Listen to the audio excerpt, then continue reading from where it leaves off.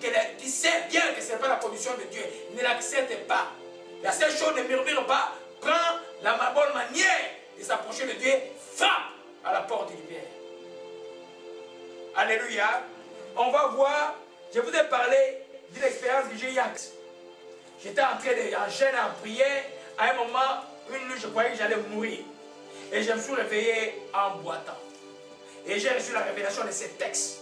C'est depuis ce jour-là, aucun humain ne peut me déranger ce que Dieu m'a dit, où je vais et de ce que je dois faire. J'ai commencé à boiter toute la journée. Amen. Allons dans Genèse 32. Alléluia. Je vais voir quelque chose, je vais vous montrer quelque chose. Verset 24. Amen. Jacob demeura seul. J'ai expliqué le contexte. Jacob revient vers Esaïe. Il renvoie la femme. Il traverse les torrents, tous. Il traverse la rivière. Il reste toujours seul. Amen. Les grands combats, tu les gagneras seul. Il reste seul. Il dit, alors le homme était avec lui jusqu'au lever de l'aurore. Voyant qu'il pouvait les vaincre, cet homme les frappa la mouture de la hanche. Et la mouture de la hanche de Jacob s'était mise pendant qu'il était avec lui. Il dit, laisse-moi aller car l'aurore s'élève. Jacob répondit, je ne te laisserai point aller que tu m'aies béni. Je ne te laisserai pas aller que tu m'aies béni. Quelle différence entre la déclaration de Jacob et celui qui vient frapper, qui dit, Seigneur, je te dérange que ce que je sois béni. Amen. Amen. Je ne te laisserai pas aller que tu sois béni. Il dit, quel est ton nom? Il dit, il répondit Jacob. Il dit, ton nom ne sera plus Jacob, mais il sera appelé Israël, car tu as été avec Dieu, avec des hommes, et tu as vaincu. Amen. Amen. Il savait que les choses qui lui arrivaient, il avait besoin de la bénédiction pour rencontrer Isaïe, qui a donné des pieds fermes, à qui il avait volé la bénédiction. Amen. Nous sommes un peu comme les Jacob, hein. Des fois on a fait des choses qui ne sont pas correctes. Ne dis pas parce que tu as fait des choses qui ne sont pas correctes que Dieu ne va pas te bénir. Lutte, sois sincère comme Jacob et gagne le combat. Alléluia. Il a lutté, il a vaincu. Amen. Il a arraché sa bénédiction. Les bénédictions s'arrachent.